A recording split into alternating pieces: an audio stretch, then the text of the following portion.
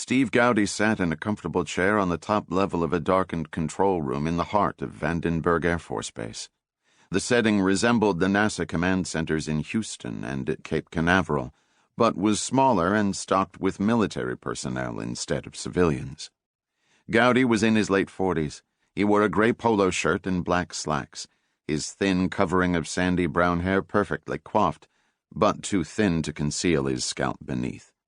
He looked like a golfer ready to play 18 holes at the local country club, a visitor on a day tour, or a bored middle manager stuck in another endless meeting.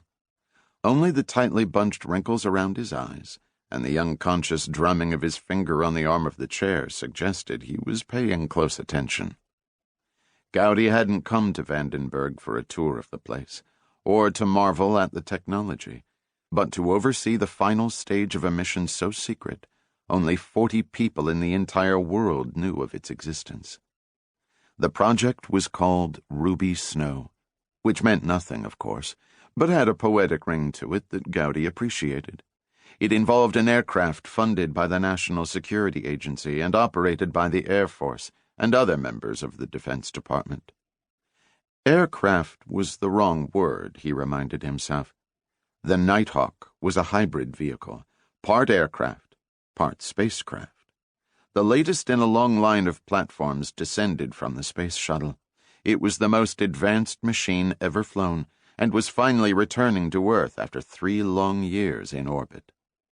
A large storm brewing over the Pacific had caused the NSA to move the re-entry up by a full week, but other than that, everything had gone according to plan. Watching the re-entry live, Gowdy stared at the huge, high-definition screens that made up the front wall of the room. One showed a column of numbers and symbols that honestly meant nothing to him, except that all of them remained green. A second display showed a chart with a line that dove sharply from the upper left-hand corner before leveling out across the middle, and then beginning to drop again on the right side. Labeled Nighthawk Descent Profile, the chart had something to do with the altitude, speed, and distance of the aircraft.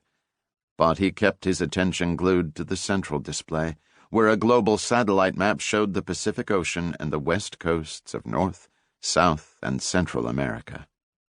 Icons representing the Nighthawk and lines tracing its path were drawn in bright colors.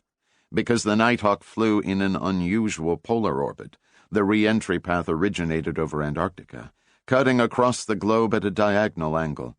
It had flown past New Zealand, passing to the east by less than 100 miles, and from there it drew a line directly over the top of the Cook Islands and Tahiti.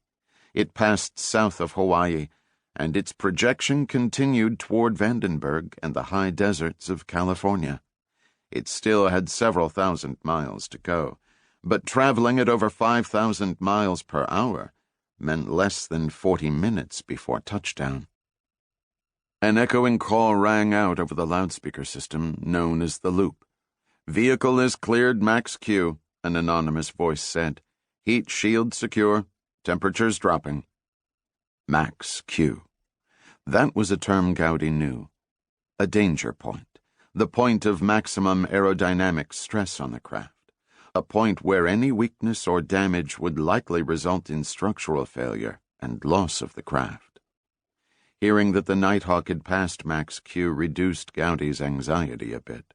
Many things could still go wrong, catastrophically wrong, but the largest hurdle had been cleared. He glanced down to the middle tier of the amphitheater-style room. That level was the domain of the flight director. In this case, an Air Force colonel named Frank Hansen. Hansen was a steely-eyed veteran of 30 years, a former fighter jock and test pilot who'd survived 2 ejections and a crash in his time, and was now head of the 9th Space Operations Squadron. Hansen turned, made eye contact, and offered a nod. So far, so good. Among all the controllers and system specialists and experts, Hansen was the only man in the room, aside from Gowdy himself, who understood just what a monumental risk they were taking. And if Gowdy measured him right, Hansen was just as nervous.